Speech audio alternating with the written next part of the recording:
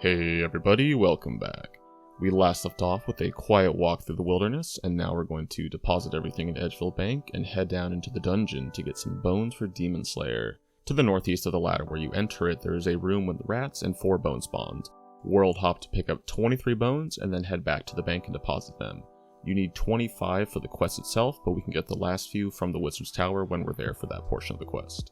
Then head south out of Edgeville, through Barbarian Village, into Gertrude's house, south of the Cook's Guild, to talk to her to start Gertrude's cat. We're going to head northeast into Varrock, but first grab a set of Dougal leaves from behind her house for the quest. Then grab our coins, strike runes, pirate's treasure key, and research packet for rune mysteries. Head southeast to the pub, buy a couple beers from the bartender, and give them to Dr. Harlow to get the steak for Vampire Slayer.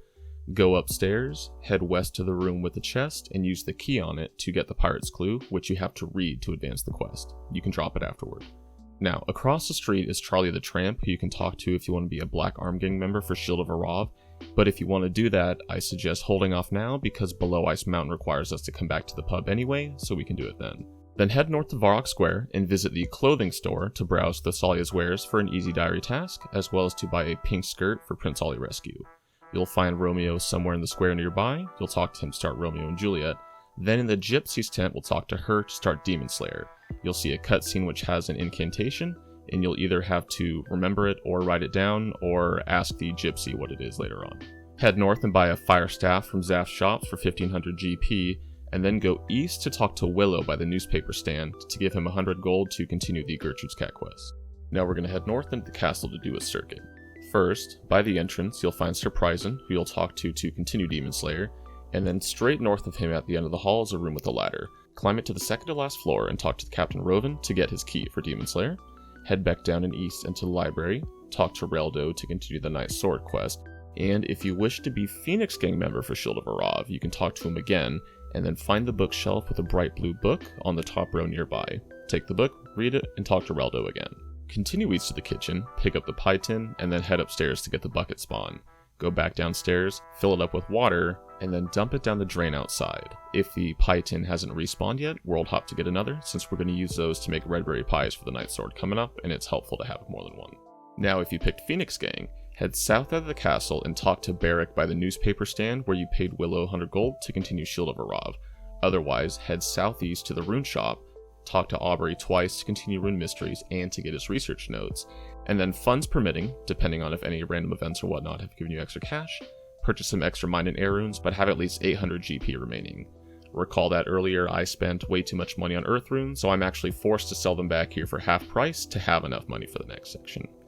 Then go north to the bank and deposit everything but your coins and strike runes before pulling out your sardine and Dougal leaves, which you'll combine to make seasoned sardines for Gertrude's cat, bucket of milk, an axe, and your chronicle. Now we're going to head northeast to the lumberyard, and when inside, chop down a dead tree for an easy diary task, climb the ladder to the north and continue Gertrude's cat until you have to look for her kitten in one of the yellow text boxes that mew. Once you found the kitten and give it to the cat, head out of the lumberyard toward the gate to the southeast. Go through it and then continue east then north to Silvaria and talk to the odd man to start Rag and Bone Man. Talk to him again until he tells you can buy vinegar in Draenor, then minigame teleport to Last Man Standing to use the pool for freshmen. Chronicle back to the Champions Guild and run northwest to Gertrude to turn in the quest, getting 1 quest point, a pet kitten, a chocolate cake which you'll save for A Tale of Two Cats, and a stew which you'll use for the Queen of Thieves quest, as well as 1525 cooking experience. Then go to the house to the north and talk to Juliet to get the letter for Romeo, though we won't be continuing Romeo and Juliet for some time unless an imp has happened to drop Cadalva berries for you. While pretty much anybody who's played members before knows what it takes to raise a kitten, there are a few things I'm going to touch on really quickly. For one, there's a kitten tracker RuneLight plugin that'll monitor all the following information and notify you when you need to take action, so you can do that. Otherwise, it takes 3 hours of playtime for a cat to grow. Once it becomes a cat, you can trade it for 100 death runes in West Ardoin, or after the Easy Arty Diary, you can trade them for 200, which is going to be a big deal in the future because they're not only a source of money, but a source of magic experience once you get to Windblast, which is level 41 magic. Hunger and feeding. I won't list every time you go to a bank or prepare for a quest, but as a general rule, if you have a kitten out, have something to feed it.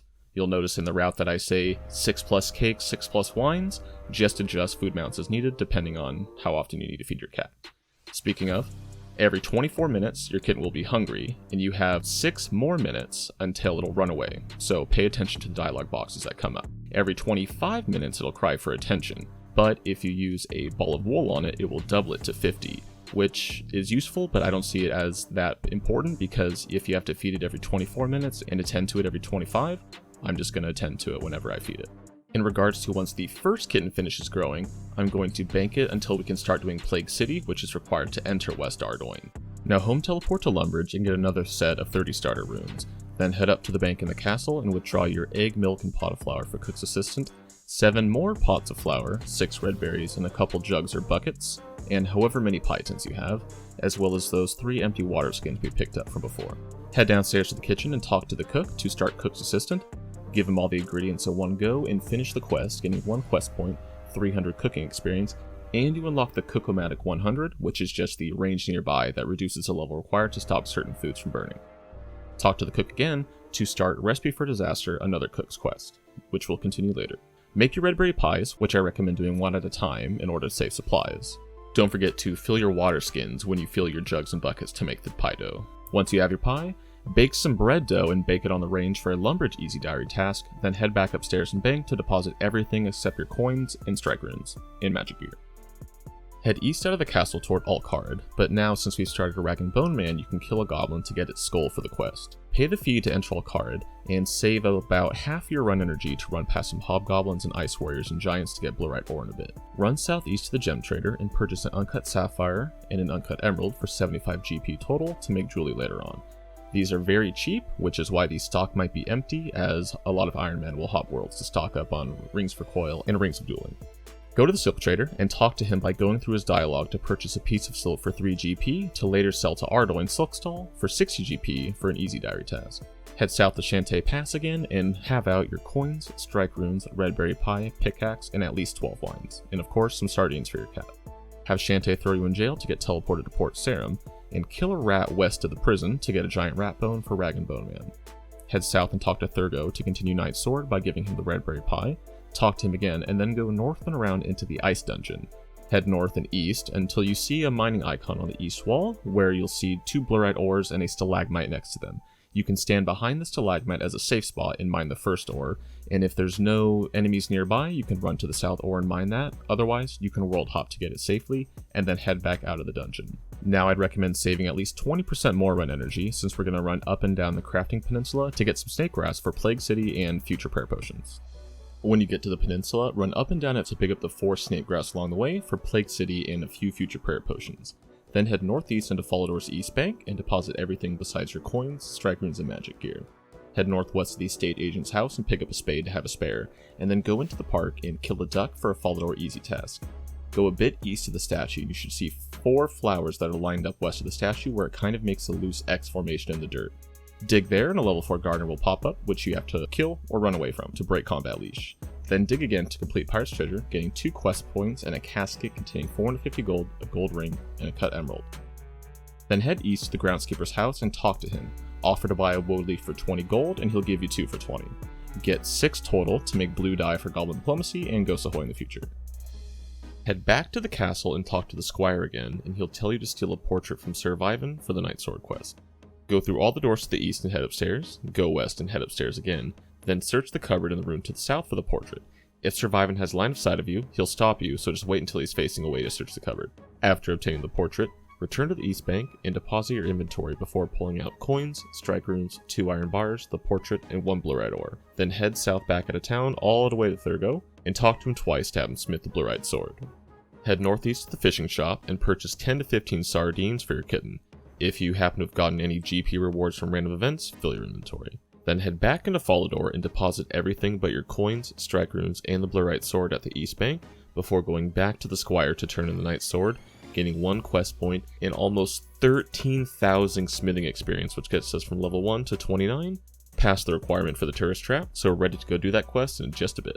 Head north out of town, the northeast to Willow below the Dwarven Mines entrance, you'll see a quest icon on the map, and talk to her to start below Ice Mountain, which required 16 quest points to start, which we just got. Once again, and not for the last time, we're going to minigame teleport to Last Man Standing, refill our run energy, home teleport to Lumbridge, grab 30 more sets of starter runes, go east through the gate to Alcarid, purchase a sapphire and emerald, go down to Shantae Pass, but this time, purchase a desert shirt, robes, boots, 50 feathers, 3 bronze bars, a hammer, unless an imp has happened to drop one already, and a Shantae pass. Because now it's time to prepare for the tourist trap. You're going to want to wear your fire staff, desert shirt, robes, and boots, so no boots of lightness this time. Then, you're going to want your strike runes, the 3 water skins you filled up, which can be refilled during the quest, so don't worry, the 50 feathers, 3 bronze bars, hammer, and Shantae pass you just bought, then fill the remainder of your inventory with wines, except for 3 spaces. As a note, you may need a pickaxe, but only if you make a mistake, because during the quest, if you pick the wrong dialogue or get caught while trying to do something shifty, you'll have to mine 15 rocks or teleport away to get out of prison. But if you follow the quick guide to a T or use the quest helper plugin, you will not have to worry about that, so that's why I didn't bring them. Go south of the Shantae Pass, which, because we're wearing the full desert gear, satisfies an easy diary task, then talk to Irene nearby to start the tourist trap. Head southwest to the entrance on the western side of the camp, and you may pass a camel or jackal, which are aggressive, but they only hit 4 and a 3. Outside of the gate on the western side of the camp is a mercenary captain and some of the bandits. You want to talk to the captain and provoke him to get him to attack you. You do not want to attack him directly, or you'll be arrested and thrown into the south of the desert, and they'll take your water. As soon as he attacks you, talk to a mercenary nearby, then step 1 square to their side, then to the square behind them. Not through them, otherwise you'll break collision, and the captain will just walk through them as well and keep attacking you. This will block the captain in place, allowing you to safe spot him. I have a video here, but I've also linked one in the document. Once you kill the captain, pick up his key. If you do make a mistake inside the camp and are thrown in jail, they will take your key and you will have to kill him again, so be careful. Now, unequip everything except your desert robes. If you have a full inventory, drop any excess jugs or wines you have. Then from here, either very carefully follow the quick guide from start to finish, or use the quest helper, which I do recommend, because you need to be very selective and careful in the dialogue and actions you make during this quest, as you can get caught and thrown in jail for multiple reasons. Once you've left the mining camp with Anna in the barrel, head back to Irina by the Shantae Pass and turn in the quest, getting 2 quest points, the ability to make darts, which will come in handy, as well as 2 4,650 experience lamps, which we're going to use both of on agility to get straight from level 1 to 26. As a quick note on the agility formula, it works in breakpoints. For instance, from levels 0 to 5, it takes 7.5 seconds to restore 1% energy, but since we're in the 24 to 29 bracket, it takes 5 seconds. So now we restore run energy 33% faster, which is a pretty big deal. Even though most of our run energy restore will really come from the pools of restoration at last man standing, because not too long from now we'll get dueling rings, and the majority of those charges will probably be used for that purpose. Once you're back by Shanty, bank and pull out your coins, strike runes and magic gear only if you need to kill more imps for beads, and then tell Shanty you're an outlaw again and get teleported to Port Sarim. Go to the fishing shop and purchase 5 to 10 more sardines depending on what your funds are. But we're now heading into Draenor to do the Poor Sign of Interest quest to get 5k gold, so head over there and fill your inventory with however many more wines from the stall, and then bank. Keep out your coins, as well as a knife, rope, your strike runes and gear, but no hat because you'll have to wear special goggles, 6 potato seeds, 1 marigold seed, buy those if you need to, as well as around 12 wines. Go northeast of the dungeon icon on the map near the Draenor Manor, and use your rope on the hold to go down and follow the path to the end. Before investigating the skeleton, pick up the bronze scimitar, which may be one of the requested items during the Forgettable Tale of a Drunken Dwarf quest. Investigate the skeleton, watch the cutscene, and then afterward you'll be teleported to Spria's house in Draenor and given some reinforced goggles. Wear the goggles and do not take them off, otherwise you can get hit up to 30 by the Sour Hog. Then go back to the Sour Hog's dungeon and mage it to death. It can hit up to a 6, so just keep that in mind. Cut off its foot with the knife you brought and leave the dungeon, head back to Sarah at the Follower Farm, and talk to her to get the 5k GP bounty. Fill your inventory with buckets from her shop, then go to the farm patch to get your compost, harvest and plant your crops, refill the compost, and then head back to Draenor. If you still need a cabbage for the Black Knight's Fortress quest, pick one up from the patch on the way, and if you need strike runes because we just got 5k gold, go south to Betty's shop in Port Sarim. Return to Spria in Draenor to finish a Poor Sign of Interest, gaining 1 quest point, 1,000 Slayer experience, which is level 9, and 30 Slayer war points, which won't be used for quite some time. Head to the market, and as usual, purchase 2 to 3 more Chronicle cards, as well as however many wines or inventory of wines you want, as well as 8 pots of vinegar from the wine stall for Rag and Bone Man, and the entire stock of the following seeds from Olivia: potato, onion, cabbage, rosemary, marigold, barley, and at least 3 jute seeds to later plant in Sears for the final easy Kendaran diary task.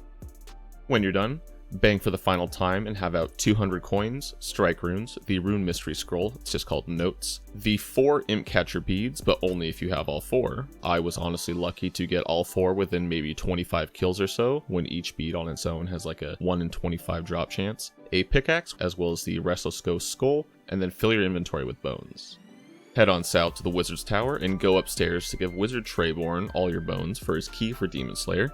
You'll need 25, but if you're short on them, we'll get the other few in a moment. If you have all 4 beads like I do, talk to Wizard Mizgog nearby to start and finish Imp Catcher, gaining 1 quest point, 875 magic experience, and the Amulet of Accuracy, which gives +4 to all attack bonuses.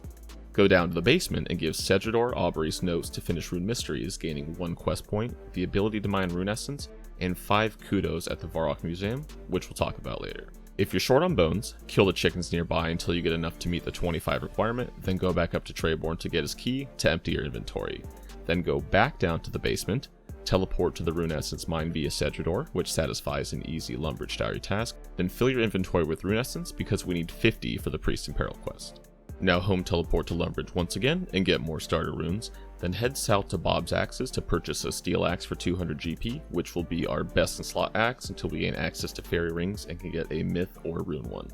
Go to the Lumbridge Graveyard and use the skull on the coffin to finish the Restless Ghost quest, gaining 1 quest point and 1125 prayer experience, which is level 9, not including any bones or ashes you buried. Now minigame teleport to Soul Wars, take the portal to Edgeville nearby, and go to the bank. We're about to prepare for another quick jaunt through the wilderness, but for now, I think we're going to call it there. Thanks again for joining everybody, and I'll see you next time.